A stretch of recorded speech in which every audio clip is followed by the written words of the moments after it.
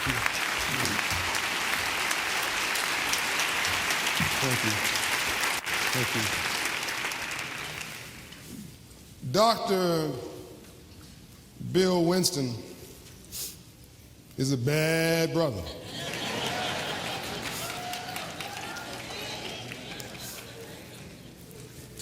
He doesn't walk on water, but he knows where the stones are.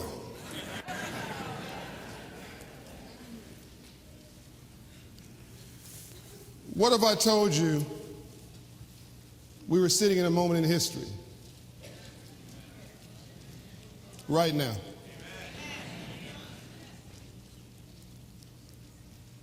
You know, history never feels historic when you're sitting in it. It just feels like another day. I have the opportunity to sit at the knee of my mentor. I call him my personal hero, Dr. Winston. His name is Ambassador Andrew Young. Many accolades, 120 honorary doctorate degrees, but he sat at the knee of Dr. Martin Luther King, Jr. And he confirms that it just felt like another day. Every day of that 12 or 13-year journey just felt like another day. Very rough days, most times.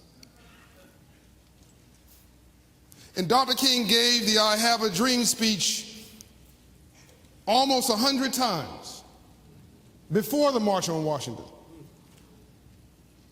Sometimes in auditoriums where kids were going to sleep.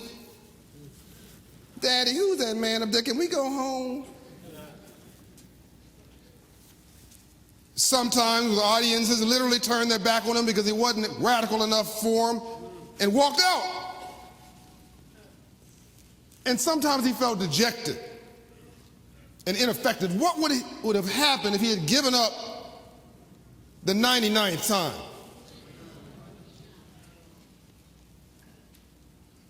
Whether you like President Barack Obama or not is irrelevant. It's a miracle and amazing that the most powerful nation on the planet has a president of African American descent. It's amazing. But if Dr. King had not given that speech that one last time, you would not have had Barack Obama. One thing leads to another.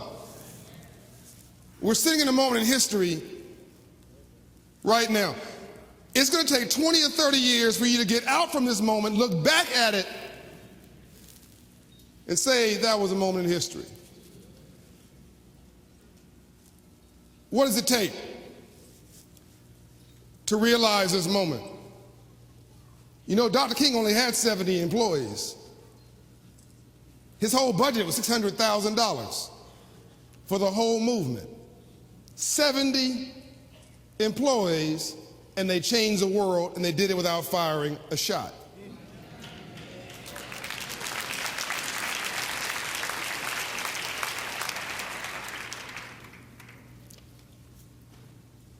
And while we want to celebrate it today, let's be truth about it, they called him Martin Luther King, his friends, Martin Luther Coon, Uncle Tom, sellout, wannabe, and those were his so-called friends talking to him.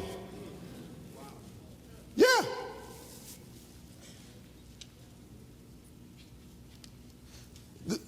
Deepak Chopra said we're not human beings having a spiritual experience. We are spiritual beings having a human experience. The book, The Road Less Traveled by Scott Peck, which has been on the bestseller list for 25 years, said, first line, first page, first sentence of this 200-page book, life is difficult. Translation. If you can't get with that statement, don't read the rest of the book. Because nobody promised you a rose garden. Nobody said that life is going to be free of grief or pain. In fact, you cannot even grow without legitimate suffering.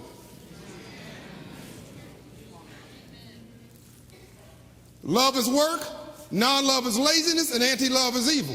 Evil exists, but it's rare. Most people are just lazy. emotionally lazy, psychologically lazy, financially lazy, physically lazy, emotionally lazy. They just don't want to do the work. You love anything, it'll drive you crazy. You love your husband or your wife, you want a divorce once a month. Real talk? You love your kid, you want to strangle him every Tuesday.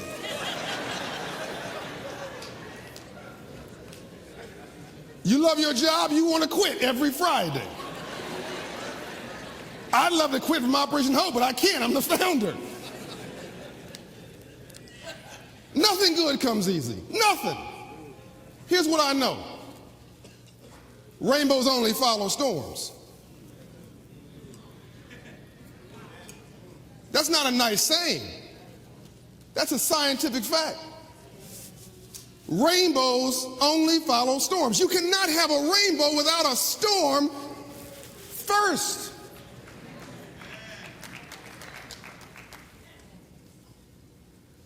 Loss creates leaders. Nobody woke up in the morning and said, ooh, let me start a cancer foundation. Who starts cancer foundations? People who had cancer, people who loved somebody who had cancer, people who knew somebody who had cancer. You had cancer. Because you can relate to the pain. You can turn that pain into promise. Turn that promise into prosperity and progress. And because you've gone through something, you can do something about it and help to take that storm and transform it into a rainbow. What does this have to do with why I'm here today? On the way here, I created a business. Literally in the car from the hotel here, I created a business. Took about 6 minutes. It'll generate about $250,000 a year in revenue for Operation Hope. 6 minutes. But what does that take? Throw up the graph. Whatever you've been told about poverty is wrong. What you've been told for 50 years about poverty is completely wrong. Number one, it has nothing to do with money. Where does the word capital come from? It comes from the Latin root word capitas, meaning knowledge in the head. Look at the graph for a moment. Half of all poverty is low self-esteem and lack of confidence in yourself. If you don't know who you are by 9 in the morning, by dinner time, somebody's going to tell you.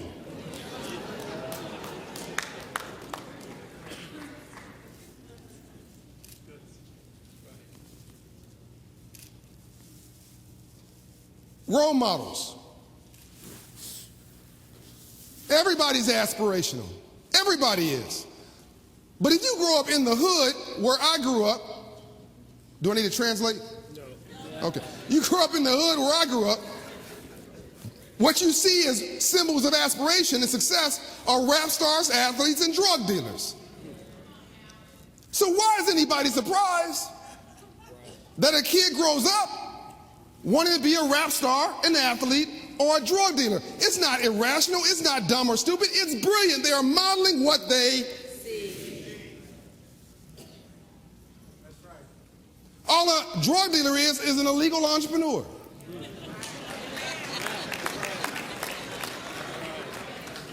Now he's immoral or she's immoral. She's doing things. Anybody who sells death to your own community, there's a special place in hell reserved just for you. You got to pay your debt. All that's true. But if you're a successful drug dealer, a little bit of an oxymoron, if you're a successful drug dealer, one thing you are not is dumb. You understand import, export, finance, marketing, wholesale, retail, customer service, security, territory, logistics. You're not talking about a dumb kid, you're talking about a misdirected kid. All a gang leader is a frustrated union organizer.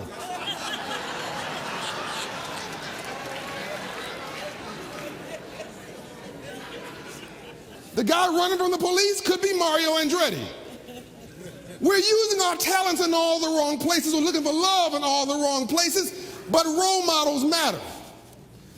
The next part of poverty is environment. Let me just try to translate and condense. Environment, translation. You hang around 9 broke people, you'll be the 10th.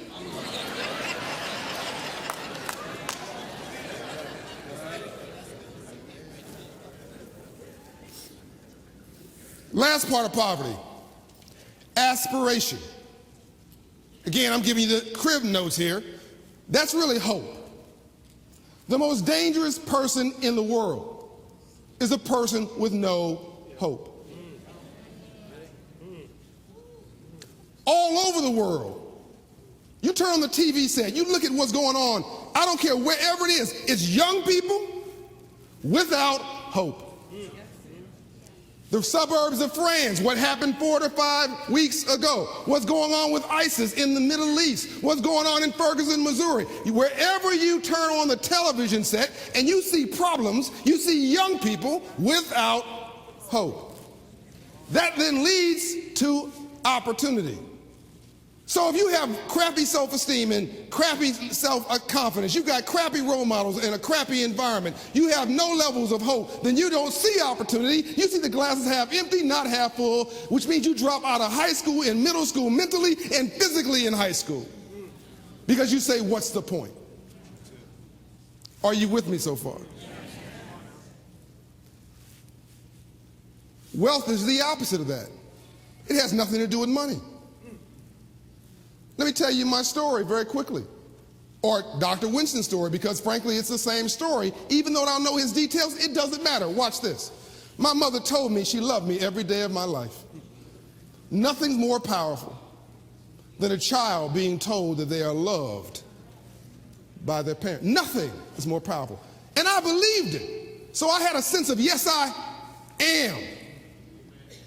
Then my dad owned his own business for 54 years, a cement contracting business. I saw my dad wear a suit 3 days a week. He was a deacon in his church, and he wore a suit to Bible study on Monday and Wednesday, and then on Friday he wore a suit. I don't know why. I guess it was to make payroll, but I guess he figured if I'm going to pay all his money, I'm going to look good doing it. And out of the front door of our house, in our den, he made payroll every Friday, and then he wore a suit on Sundays. I guess it was 4 times a week. And, you know, I sort of missed how brilliant that was, what my dad was doing, until a stranger, sometimes it takes a stranger, came into my classroom when I was 9 years old. He happened to be Caucasian. He was a banker. It didn't matter what color he was because I thought he was green. He said to me, by the way, you deal with class, you get race for free. The new color is not white, black, red, brown, or yellow, it's green. I'll get to that in a second. Back to the classroom. 9 years old, banker comes to my classroom. He's teaching financial literacy. Used to be home economics courses. Some of you remember that. And and by the blue suit, I remember blue suit, white shirt, red tie. And I said to him in amazement in the second session, sir, what do you do for a living? And how'd you get rich legally? Now, some of you know what I'm talking about. You're ashamed to admit you know what I'm talking about. I'm not ashamed to tell you I had not met anybody in my neighborhood who had gotten rich legally.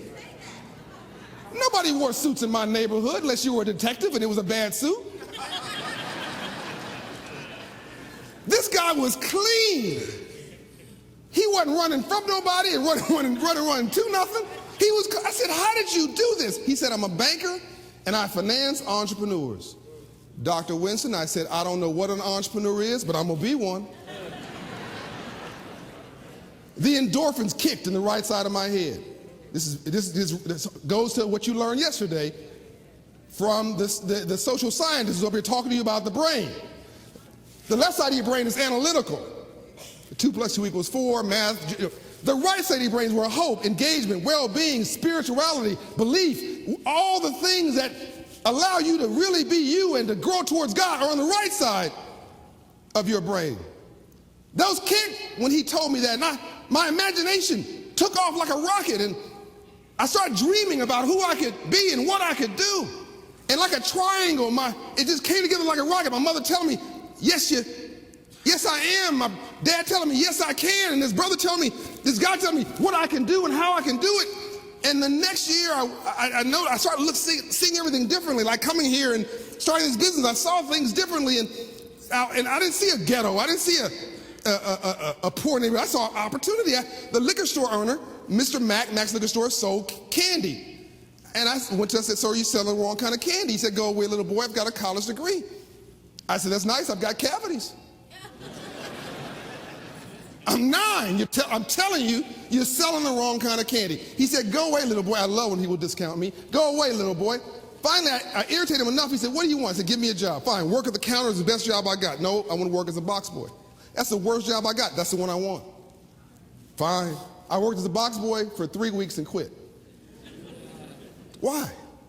I wasn't trying to make a career path of it. I was doing market research.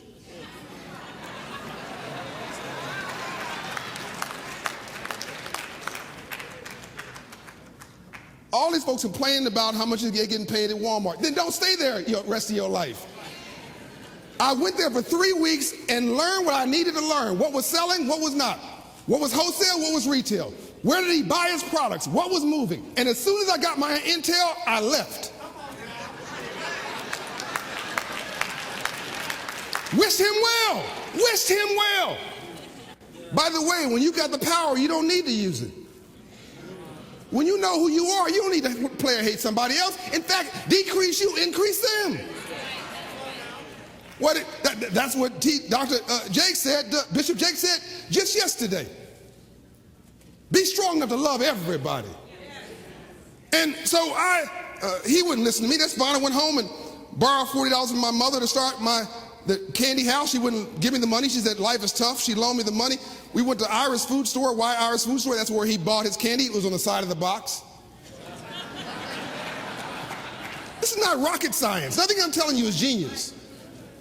The young people will always get charity. They felt sorry for me, and I said I want to buy some candy. Gave me some extra candy. Gave me some racks. Thank you very much. Went home, ate through half the inventory. I hate candy to this day. Sold the other half of the candy and made $300 a week. Now, I was 10 years old. I'm 49. That was 39 years ago. I made $300 a week legally, put the liquor store out of the candy business, became super successful, found girls, lost the business, became a recurring theme in my life, but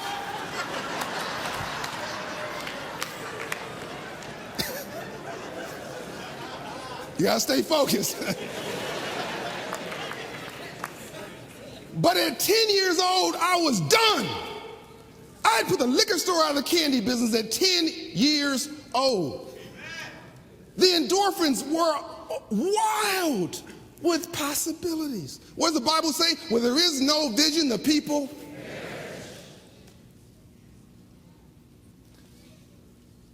This graph is important because it says anybody can be wealthy. Anybody can be wealthy. Let me add one more piece that I'm going to do just for you. I think that black Americans, as brilliant and amazing as we are, we've been doing so much with so little for so long, we can almost do anything with nothing. I think that African Americans are 70% clinically undiagnosed depressed.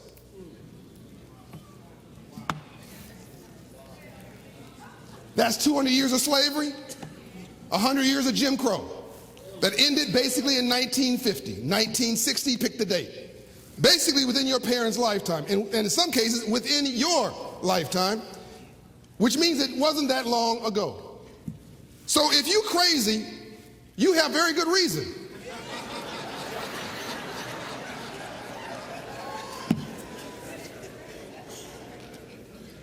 But nobody cares.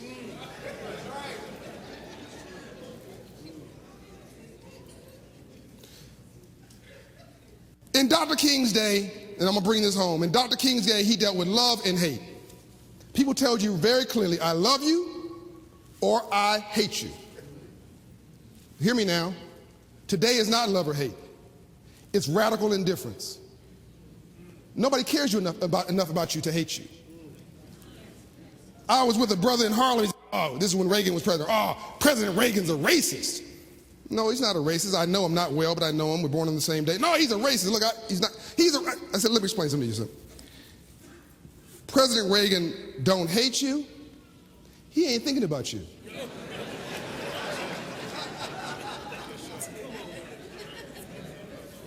President Reagan, when he was president, didn't know no black people, wasn't related to no black people, wasn't married to a sister, didn't have no cousins who were black and brown.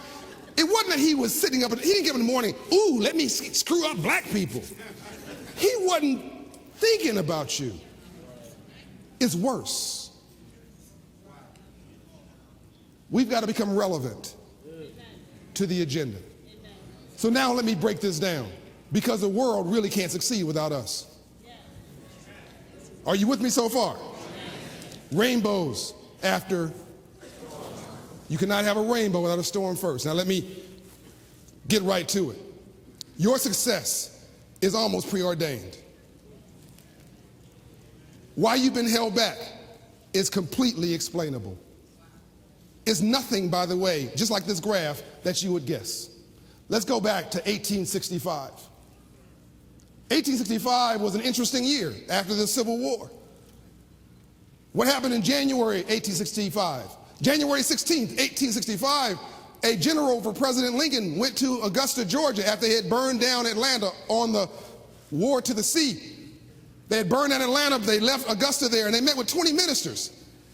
And they asked the 20 ministers, what do you want after slavery? Did they say, I want welfare? No. Did they say, I want a giveaway program? No. Did they say, I want even apology? No. They said, I want land. You can't make this up. The general negotiated a deal, 400,000 acres from North Carolina all the way down the coast, 30 miles in to the tip of Florida. That's what you now call 40 acres and a mule. But it wasn't 40 acres and a mule. It was 40 acres. Within a month's time, can't make this up, 40,000 former slaves got off of their rough, went up and took the land. Now this was not prime land. We love beachfront today, but that was the agricultural age. So that means you're going out basically to the beach and trying to plant some soil to grow a crop. You wake up in the morning and your crop's in the Bahamas. But we didn't complain about it. We made do with what we had. We were so industrious, the general came back 1 month later and said, I'm so impressed with their industriousness, let's give them a mule. That may sound like an insult. No. A mule in 1865 was like a tractor today. That was the best compliment they could have given you. It was an investment. They said, look at these people. They are doing for them. 400,000 acres, North Carolina, all the way down the coast, 30 miles in to the tip of Florida. That was January 16th. That was called Field Action 15. It was not legislatively confirmed. It was done by a general in the field. They go back to Lincoln at the White House, March 5th, 1865, just passed 150th anniversary 2 weeks ago. Lincoln sits down at his desk and signs the Freedmen's Bureau Act, which created the Freedmen's Bank. It starts to get deep now. The Freedmen's Bank, located across the street from the White House, by the way, if you know Washington, D.C., there's the White House, Secretary of the Treasury, Department of War, which is now the old Executive Office building. Why is that important? Proximity to power.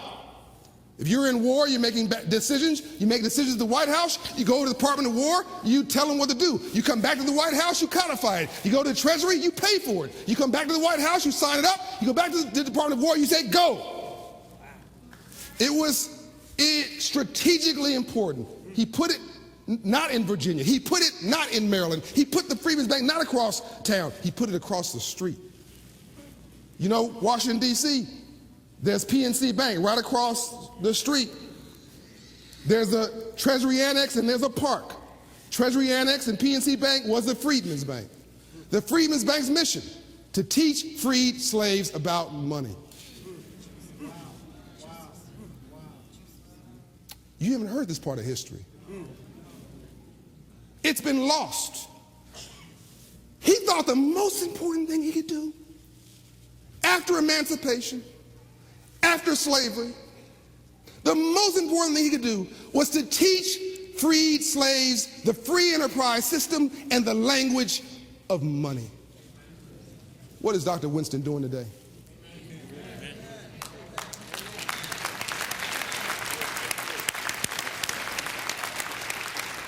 Somebody thought the man was such a threat.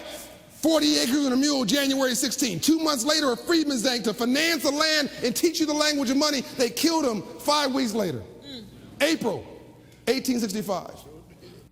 The vice president, who's probably the worst president we ever had, took over, tried to ixnay everything Lincoln did. And he killed Field Action 15 because it was not legislatively enacted. He canceled it. He put all the troops out of the South. When I come back, we'll talk about, by the way, this makes perfect sense where Jim Crow came from. How do you have local laws in conflict with federal law? Because the president said, I'm going to pull troops out of the South, do as you like. I can't reverse what Lincoln did, but I can ignore it. He had to let the bank stand because it was legislatively enacted. And who ran the bank?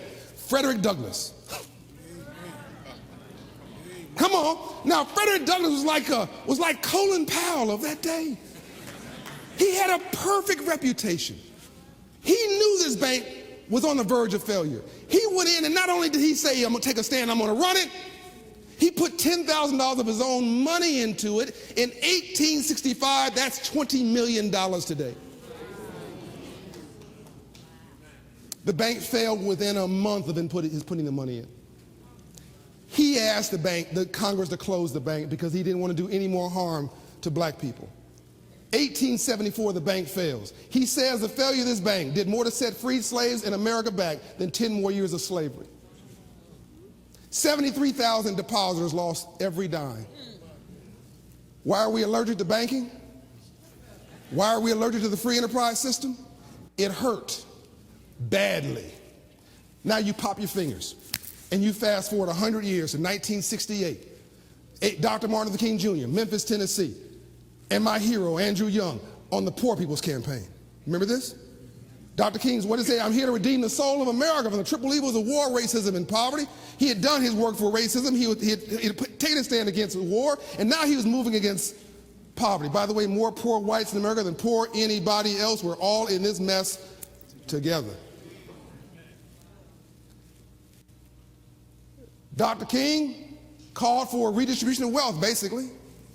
Never got to Washington, D.C. They killed him with my mentor standing on the balcony right next to him in Memphis, April 1968, the same month as Lincoln was killed. Now you fast forward 50 years. November 14th, June 9th, when I released this book, How the Poor Can Save Capitalism, Rebuilding the Path of the Middle Class. What's my message to you? We're not dumb and we're not stupid. There's not a thing wrong with us. We've been doing so much with so little for so long, we can almost do anything with nothing. As I said earlier, we never got the memo. Let me say that one more time. If you haven't heard anything I've said, hear this. There's nothing wrong with you. You never got the memo. Imagine working someplace. I'm going to pick on you for a moment. You work at some business, you get your payroll, you get your wire deposit every 2 weeks. You have your business card, you have your office. I'm going to pick on you for a minute. We've never met before, right? Okay? And for 3 months now, you never got it, and all your emails been cut off. And now you're still getting your payroll, you're still getting your check, you have your business card. 3 months, no email, no inter-office mail, no meetings, no one will talk to you. The CEO won't talk to you. No one will talk. You have no idea what's going on for 3 months in your business. Somebody else's business, you work there. Then the media comes up and says, will you please, live TV, tell us the strategic direction of your company? Do you have anything to say? I don't have a thing to say. Did you hear? Say it again. I don't have a thing to say. A little louder. I don't have a thing to say. We've never met before. She just got good common sense. She wants to keep her job. For 3 months, she didn't get the memo, and she says, I have nothing to say. Imagine not getting the memo for 150 years.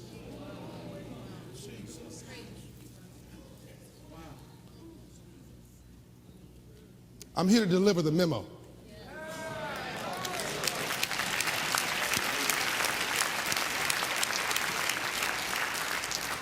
Now, we don't have time for me to get deep into the weeds here. I had to lay the framework. Has this been okay? Yeah. I had to lay the framework. I did what's called a treetop speech. They just went along the treetops, and the book will get you into the details if you want to. But let me sort of give you what's important now and then leave you with a charge to take your life back.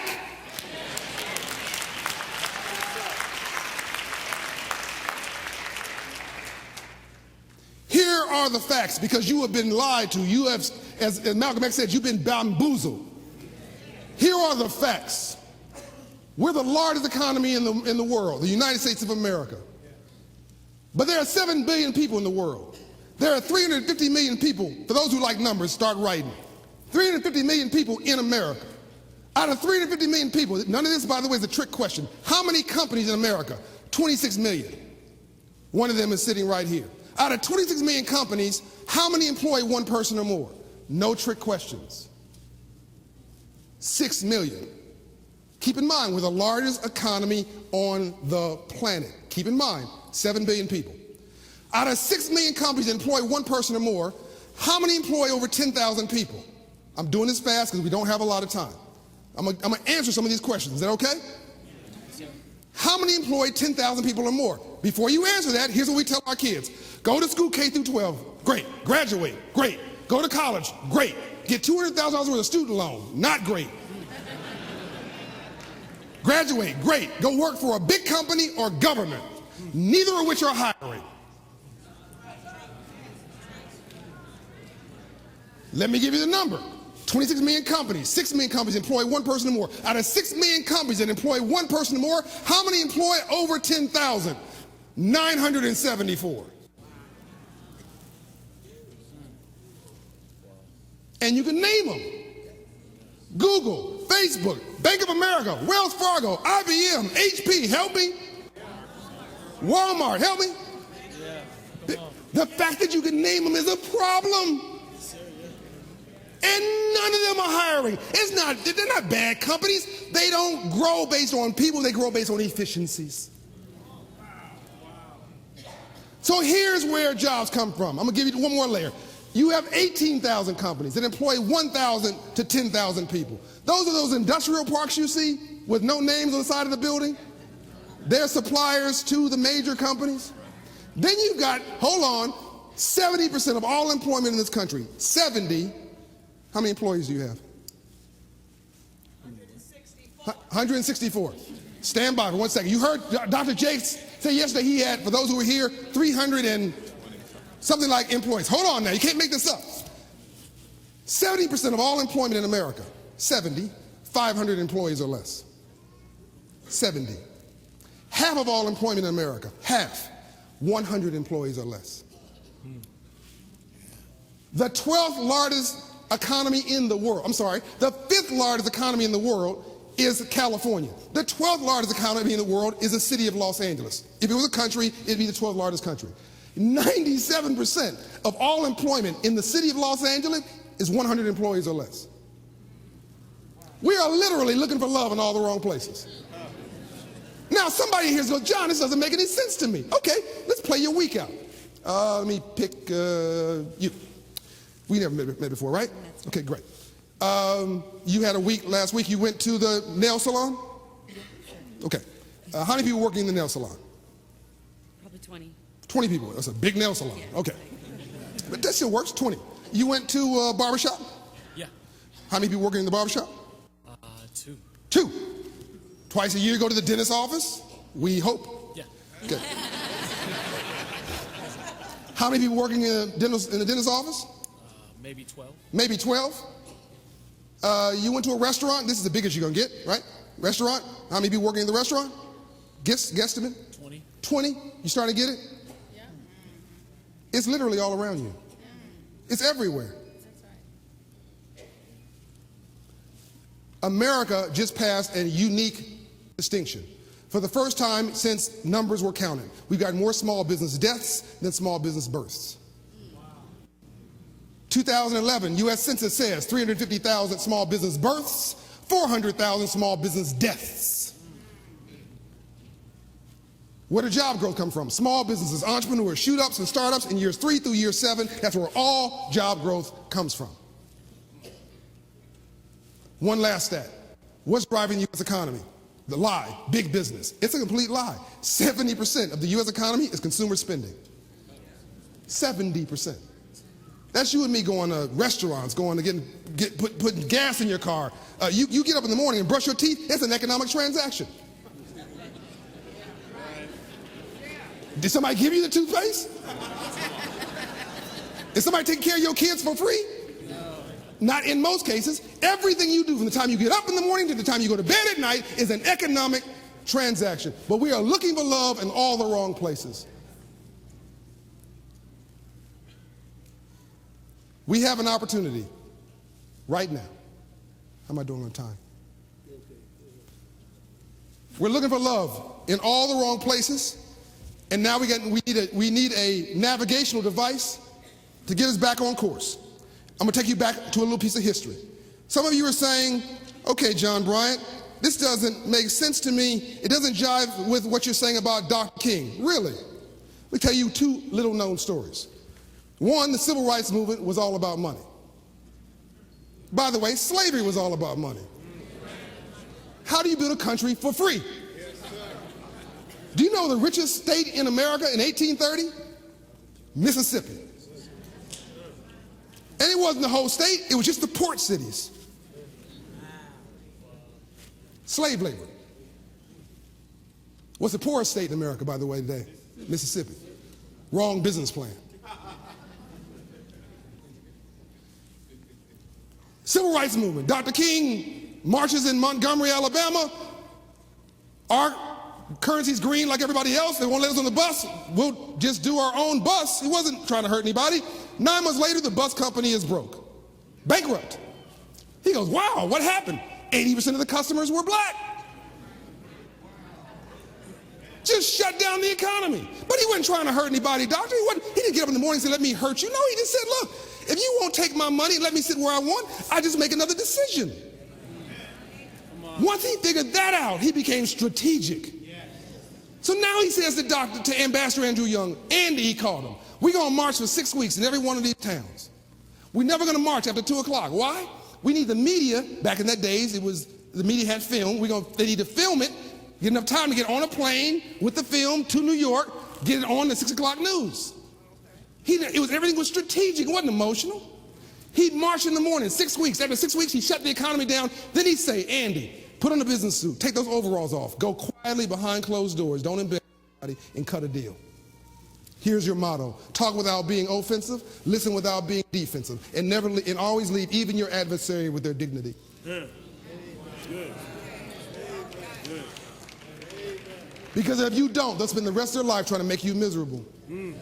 He went in that closed door. He cut a deal with people who had an economic interest in the outcome, and they took those whites-only signs down. It wasn't government that took the signs down. It wasn't university that took the signs down. It was Woolworths. It was J.C. Penney's. It was soda shops. Remember? Don't trust me. Go back to your mental tape about what you saw on those black and white films. It was business that shut down racism in the South. I'll tell you one last story, and then I'm going to bring this home. And Ambassador Young was with Dr. King in Israel, and they were on the Jericho Road. And a reporter said, Dr. King, you remind me of the Good Samaritan on the Jericho Road. Dr. King said nothing. Later on, Ambassador Young said, Dr. King, you didn't respond to that reporter. That seems odd. Dr. King said, yeah, Andy, I respect the Good Samaritan. I love the Good Samaritan. We need Good Samaritans, but I don't want to be a Good Samaritan. He said, Andy, the Jericho Road is dangerous. It's got blind corners. It's got people laying in wait. It's not lit. It's not paved well. I'm tired of seeing my people like victims sitting in a ditch along the Jericho Road. Andy, we got to pave the Jericho Road. We got to put street lights up along the Jericho Road. We need community development along the Jericho Road. We need educated people to help them help themselves along the Jericho Road. Andy, our new mission is to rebuild the Jericho Road. Isn't that what you're doing tonight? Yeah. It's as old as the story of Jesus itself. Ladies and gentlemen, money's not evil. It's the love of money that's evil. You can do good if you do well. Amen. And we can help each other help themselves. If I give a homeless guy $1 million, he'll be broke in 6 months. Right. With good intentions, we pass down bad habits from generation to generation. So I'm done. I'm out of time. But let me just tell you, I think we're in a new space and a new movement. We can't keep looking back 55 years and just singing I Have a Dream. The best way to start living your dream is to start by waking up.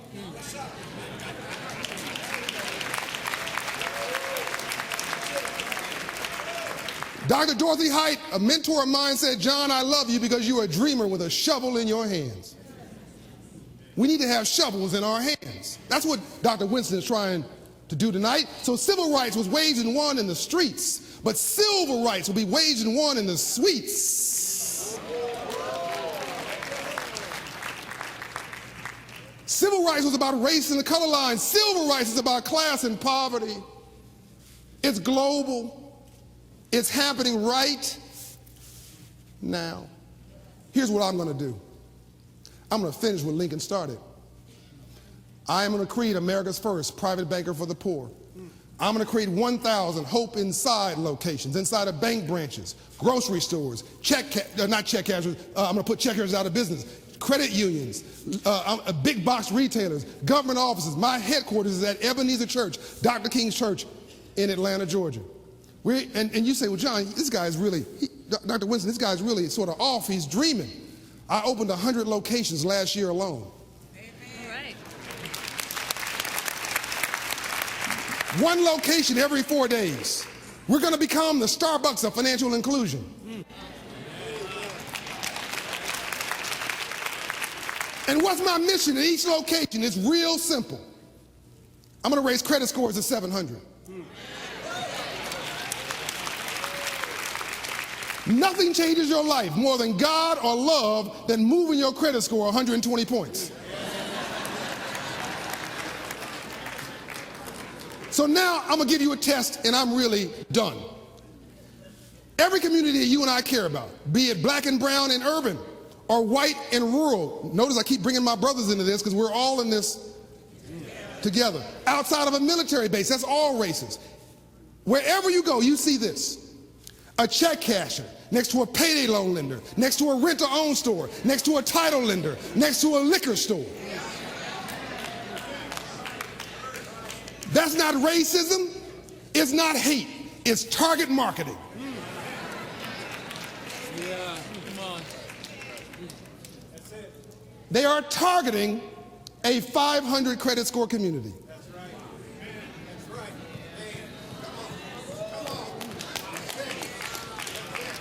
And I figured it out. I'm not going to pick at them. I'm not going to hate on them. I'm going to steal their customers.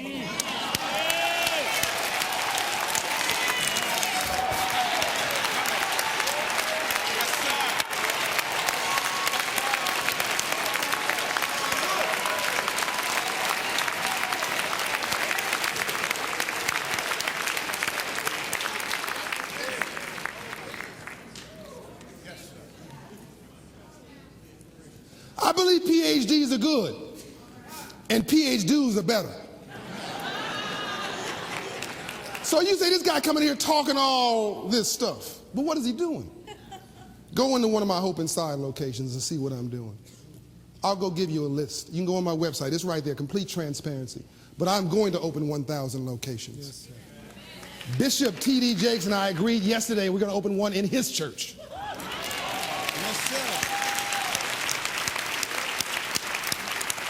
We're going to give people the dignity to help themselves. We're going to give you the dignity to do for yourselves. The brother who came in my office to say he wanted to be a clothing designer, I said, that's nice, but they don't know you in New York. They're going to hire their friends. Why don't you own the clothing designer? Come on. Today he made the suit I'm wearing. $1.2 million a year, 35 years old, 6 employees, raising his children, paying his taxes, and saying, how you like me now? Ladies and gentlemen, we've made dumb sexy for too long. We've dumbed down and celebrated it. We have got to make smart sexy again. I'm out.